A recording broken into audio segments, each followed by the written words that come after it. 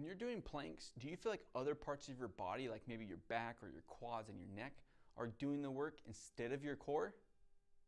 It's Dr. Clayton, and in this video, we're going to be covering the 3 most common mistakes people make while doing a plank that don't allow them to get the most effective core workout.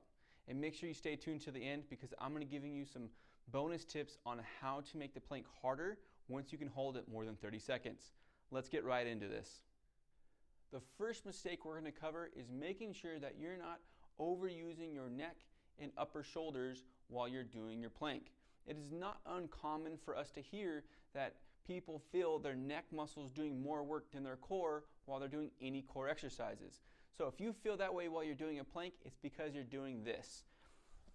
While you're in a plank position, you start to look up towards the wall in front of you. You can see how my neck muscles are really having to do a lot of work here to hold my head up. And then as things get more intense and you're holding for longer periods of time, you start to shrug your shoulders up towards your ears. So make sure that you're looking down at the ground and that your shoulders are away from your ears the entire time and that your neck is nice and relaxed. By having your neck in that position, you'll take all the tension out of your neck. Give it a try. The second mistake we're going to cover is making sure that you're not sagging between your shoulder blades. While you're in a plank position, you'll start to feel that your shoulder blades are coming together and that your face and chest are getting close to the ground. You want to make sure that your chest and face are as far away from the ground as possible.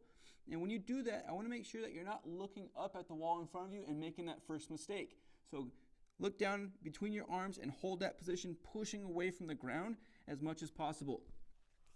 You'll actually feel stronger in that position and you'll be able to hold the plank even longer. The third and most common mistake that we see is overuse of the lower back. Oftentimes when I put a patient into a plank position, I go, "What do you feel?"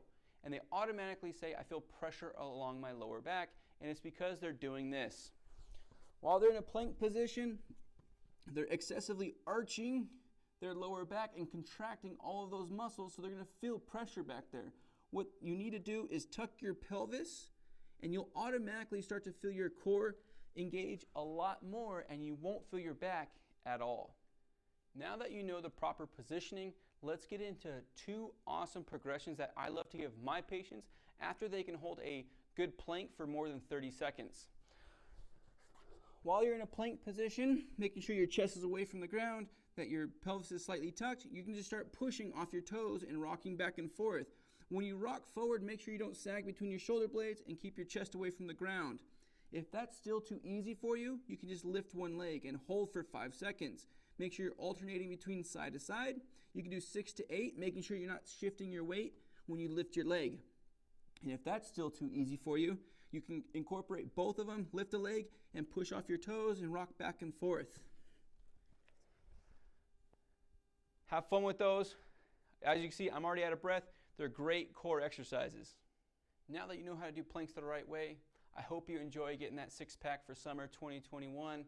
Hopefully it's a little better than 2020. If you guys have any questions for us, drop them down below. Maybe even let us know what your favorite core exercise is.